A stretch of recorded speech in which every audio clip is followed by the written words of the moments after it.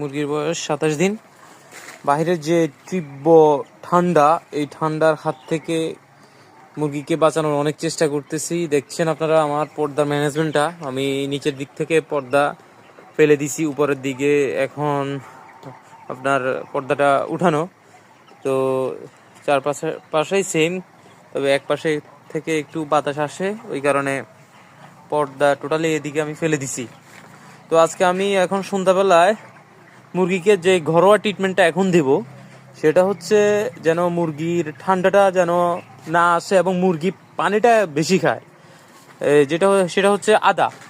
আদা আমি আজকে আদা আনলাম, আদা ব্লেন্ড করে এই সন্ধ্যা থেকে রাতের 12টা পর্যন্ত পানিতে মুরগিকে আদা খাওয়াবো।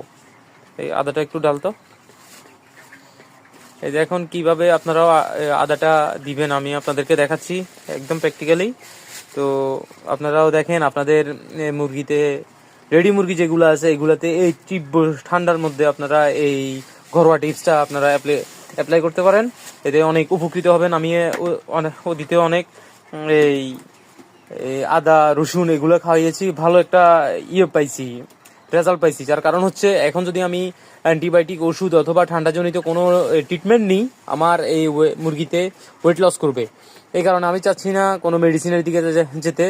যার কারণ হচ্ছে আমি ঘরোয়া ট্রিটমেন্টে আদা এবং রসুন এবং কালো জিরা এই তিনটা কম্বাইন্ডে আমি তৈরি করে নিছি। এখানে এই দেখেন, এখানে আমি এই এখন আদা ঢালছে।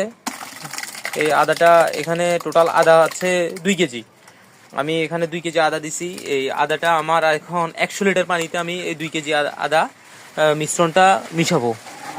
এই দেখেন ব্লেন্ড করে নিছি। ব্লেন্ড করার পরে এই 100 লিটারের মধ্যে আমি আদাটা মিশিয়ে এটা এই সন্ধ্যা থেকে আপনার রাতের 12টা পর্যন্ত চলবে। চলার পরে আবার মুরগিকে সাদা পানি দিয়ে দেবো। দেওয়ার পরে দেখবে এই আদা পানিটা মুরগি অধিক পরিমাণে খায়। আমি যেহেতু রাত 12টা পর্যন্ত বলছি, কিন্তু 12টার আগে এই আদা পানিটা শেষ করে দেবে মুরগি। তো আপনারাও আপনাদের এই শীতের সময় মুরগিকে আদা পানি খাওয়াইতে পারেন। ঠান্ডা থাকুক বা না থাকুক, অন্তত মুরগির মধ্যে একটা ঠান্ডার ভাব যদিও থেকে থাকে, এই আদার কারণে তা কাটা যাবে। আপনারা এই আদাটা খুবই স্বল্প দামে আপনারা পাবেন। তো এটা অবশ্যই ব্যবহার করবেন এই শীতকালে। আর যদি ভিডিওটি ভালো লাগলে অবশ্যই লাইক, কমেন্ট, শেয়ার এবং চ্যানেলটি সাবস্ক্রাইব করবেন। সবাই ভালো থাকবেন, সুস্থ থাকবেন। আপনাদের খামারের মুরগিগুলো সুস্থ থাকুক, ভালো থাকুক, দোয়া করবেন। আল্লাহ হাফেজ।